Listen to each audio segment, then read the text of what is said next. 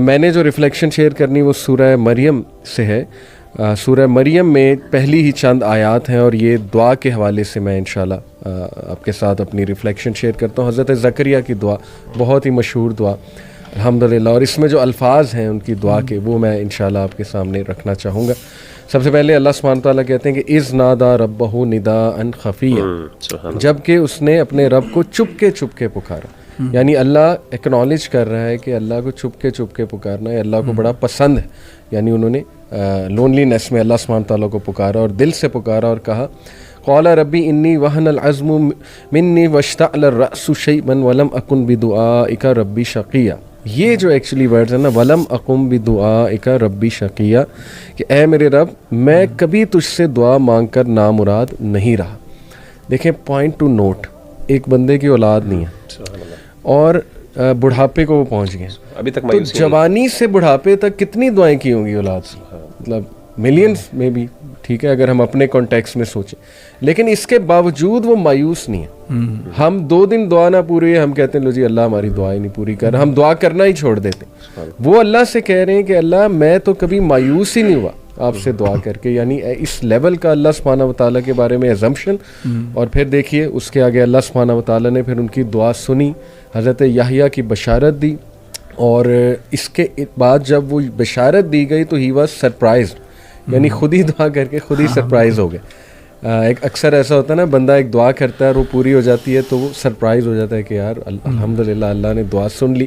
تو یہ بہت ہی خوبصورت واقعہ ہے, اس میں بڑا ہوپ ہے, لیکن اس میں مین پوائنٹ یہ ہے کہ دعا کے حوالے سے کبھی مایوس نہ ہو, دعا کرتے رہیں, اسپیشلی ایسی چیزوں کی جیسے اولاد کے حوالے سے ہے, ایسی چیزیں جو آپ کے لیے صدقہ جاریہ بنے یا بہت بینیفیشل ہیں ان دس دنیا ان آخرہ. کیونکہ اب کوئی یہ کہہ سکتا ہے کہ میری فلانے سے شادی نہیں ہو رہی تو کیا میں ویٹ کرتی رہوں یا ویٹ کرتا رہوں اور دعا کرتا رہوں, تو وہ تو انسان کو اشارے پھر سمجھ جانے چاہیے اور انسان کو موو فارورڈ کرنا چاہیے.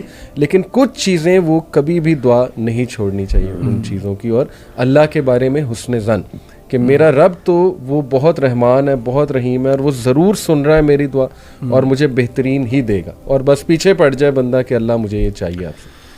علی بھائی آپ کی اسی بات سے نا مجھے اپنا بھی ایک واقعہ یاد آیا دعا کے لحاظ سے, کہ میں نے پہلے بھی مینشن کیا تھا ادھر کہ ہماری جو فرسٹ بورن تھی مریم, اللہ تعالیٰ نے اس کو اپنے پاس بلا لیا تھا.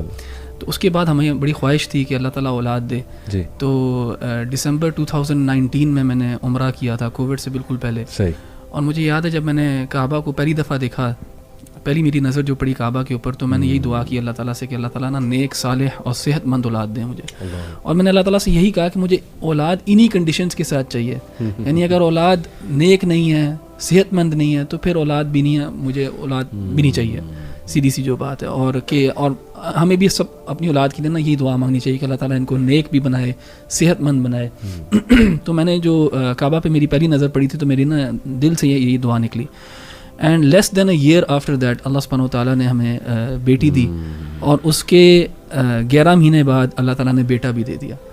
تو لیس دین 2 ایئرس کے اندر اللہ تعالیٰ نے مجھے ایک بیٹی بھی دی. ولم اکم بدعائک ربی شقیا کا عملی بالکل. اور یعنی میں بھی کبھی بھی واللہ کبھی بھی میں مایوس نہیں ہوا, یا اللہ تعالیٰ نے مجھے کبھی مایوس نہیں کیا جب بھی میں نے اللہ سبحانہ وتعالیٰ سے مانگا ہے. اور اس میں نا ہمیں ایک اور بات بھی یاد رکھنی چاہیے جو رسول اللہ صلی اللہ علیہ وسلم نے بڑا ہمیں واضح طور پہ بتایا کہ انسان جب بھی دعا کرتا ہے اللہ تعالیٰ سے تو ون ون سچویشن ہوتی ہے. کیونکہ 1 of 3 things happen, ان 3 میں سے ایک چیز ضرور ہوتی ہے. اور یہ تینوں چیزیں ہمیں نا یاد رکھنی چاہیے کہ جب بھی آپ دعا کریں گے نا ان تینوں میں سے ایک چیز ضرور ہوگی. پہلی چیز یہ ہے کہ ہو سکتا ہے کہ آپ کی زندگی کے اندر وہی جو آپ دعا مانگ رہے ہو وہ اسی طرح قبول کر لی جائے اور آپ کو آپ کے سامنے مینیفیسٹ کر دی جائے وہ دعا. دوسری چیز جو ہو سکتی ہے وہ یہ ہے کہ اللہ سبحانہ وتعالیٰ آپ کی وہ دعا تو نہ قبول کرے, لیکن آپ کی طرف اگر کوئی مصیبت آنی تھی, کوئی مشکل آنی تھی, تو وہ آپ سے وہ ٹال دے گا. کوئی بھی پرابلم آنی تھی وہ اللہ تعالیٰ دور کر دے گا. So you want get what you prayed for, لیکن something that was destined for you, جو کہ کوئی ایول تھا, کوئی ہارم تھی, تو اللہ تعالیٰ اس کو دور کر دے گا آپ سے. یہ سیکنڈ پاسبلٹی ہے. تھرڈ پاسبلٹی یہ ہے کہ اللہ سبحانہ وتعالیٰ نہ آپ کی دعا اس دنیا میں قبول کرے گا, نہ آپ سے کوئی مصیبت ڈالے گا, لیکن آپ کے لیے اور میرے لیے کچھ بہتر رکھ لے گا اس دعا کے عوض آخرت کے دن.